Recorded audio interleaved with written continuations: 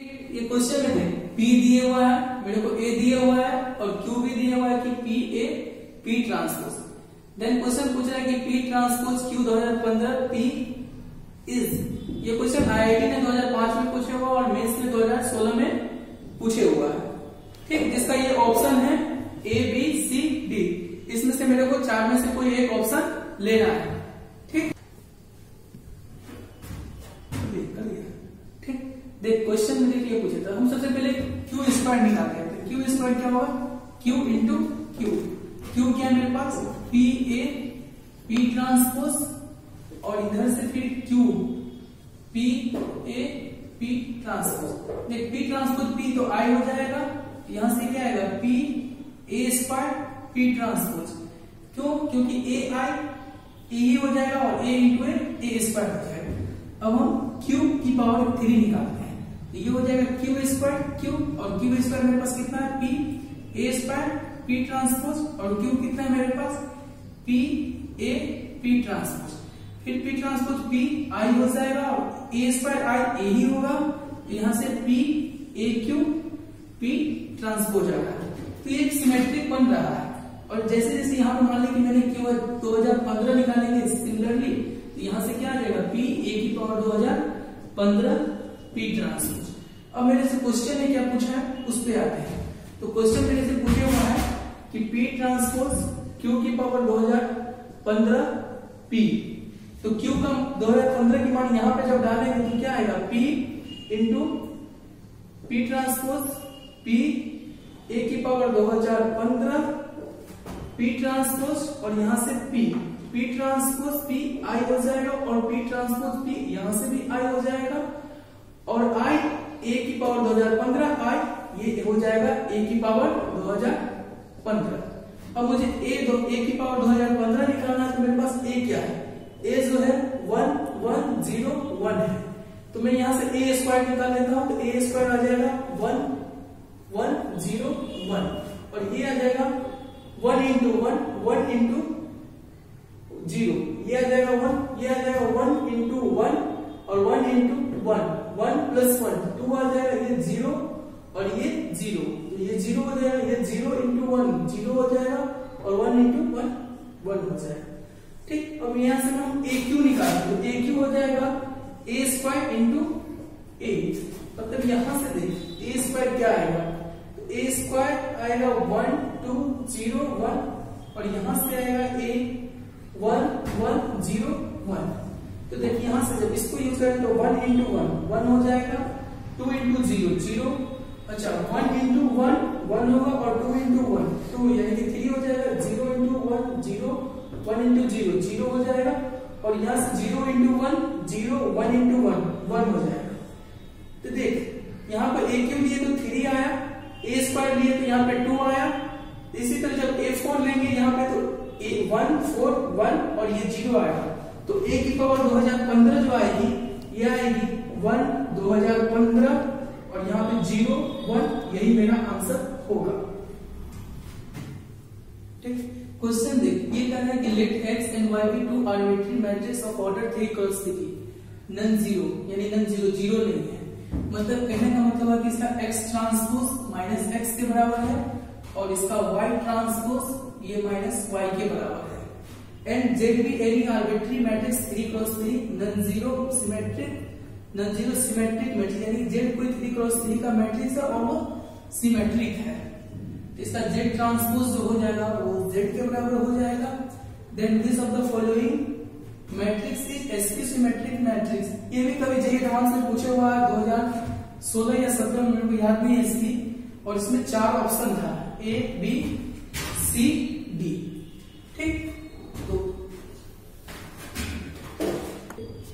जब भी ऐसा क्वेश्चन आता है तो हम ऐसा क्वेश्चन क्या करते हैं सॉल्व?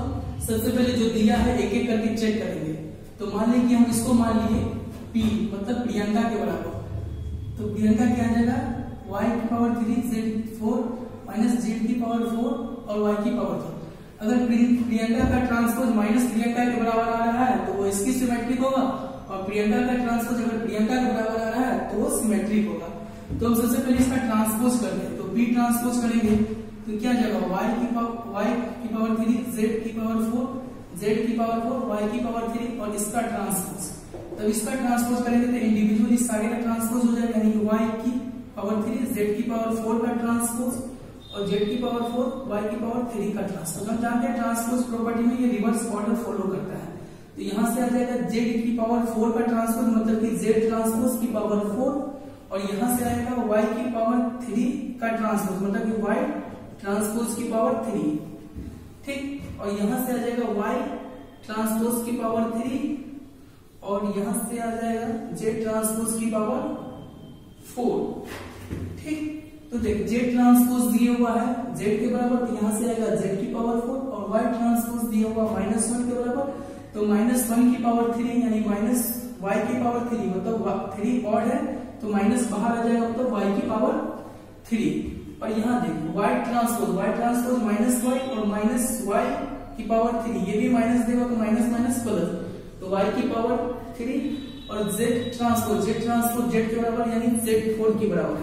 तो मेरे पास आ रहा है Z4 वाई की पावर 3 और माइनस Z4 और ये आ रहा है वाई की पावर 3, और जो हम लेके चले थे सॉरी यहां से y की पावर 3 और z की पावर 4, तो जो हम लेके चले थे वही आ गया, मतलब कि प्रियंका ट्रांसपोज प्रियंका के बराबर आ गया, मतलब कि ये सिमेट्रिक मैट्रिक्स है। इसकी सिमेट्रिक मैट्रिक्स नहीं है, इसलिए मेरा फर्स्ट ऑप्शन गलत हो गया। अब हम सेकंड ऑप्शन को देखिए, तो सेकंड ऑप्शन को फिर से हमने p के बराबर माना, और p क्या है x की पावर 44 प्लस y की पावर 44, तो हमें p ट्रांसपोज अगर p के बराबर आ गया तो वो सिमेट्रिक होगा, और p ट्रांसपोज अगर माइनस p के बराबर आ गया तो इसकी सिमेट्रिक होगा। तो x की पावर 44 प्लस y की पावर 44 का अगर ट्रांसपोज करते हैं तो यहां से आएगा x की पावर 44 का ट्रांसपोज या x ट्रांसपोज की पावर 44, और यहां से आएगा y 44 का ट्रांसपोज y की पावर 44 का ट्रांसपोज, जिसको हम लिख सकते हैं y ट्रांसपोज की power 44। x transpose minus x के बराबर है, लेकिन माइनस x की पावर 44 यानी कि x की पावर 44 ही हो जाएगा, और y ट्रांसपोज माइनस y के बराबर है और माइनस y की पावर 44, ये भी y की पावर 44 हो जाएगा, मतलब यहां से भी p ट्रांसपोज p के बराबर आ गया है, तो ये भी मेरा सिमेट्रिक मैट्रिक्स है, यानी हमें इसकी सिमेट्रिक फाइंड करना, तो मेरा ये भी ऑप्शन कैंसिल हो जाएगा। अब हम ऑप्शन सी देख रहे हैं, तो इसको भी p मानेंगे, ये ऑप्शन मेरा गलती हो गया और बी ऑप्शन भी गलती हो गया। अब हम सी ऑप्शन को चेक करते हैं, तो सी ऑप्शन को p के बराबर माने, p क्या है x की पावर 4 z की पावर 3 माइनस z की पावर 3 और x की पावर 4। जब हम p ट्रांसपोज करते हैं तो यहां से आएगा x की पावर 4 z की पावर 3 माइनस z की पावर 3 x की पावर 4 का ट्रांसपोज, मतलब यहां से आ जाएगा ये आ जाएगा x की पावर 4 z की पावर 3 का ट्रांसपोज, और यहां से आ जाएगा z की पावर 3 x की पावर 4 का ट्रांसपोज रिवर्सल लॉ को फॉलो करता है, तो यहां से आ जाएगा z की पावर 3 का ट्रांसपोज x की पावर 4 का ट्रांसपोज, और यहां से आ जाएगा x की पावर 4 का ट्रांसपोज, और यहां से आ जाएगा z की पावर 3 का ट्रांसपोज।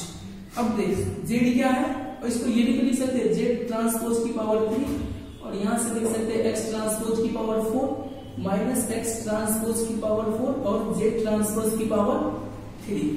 अब देख z ट्रांसपोज मेरा z के बराबर है, यानी कि z की पावर 3, z x ट्रांसपोज मेरा माइनस x के बराबर है और माइनस x की पावर 4 यानी कि x की पावर 4 ही आएगा।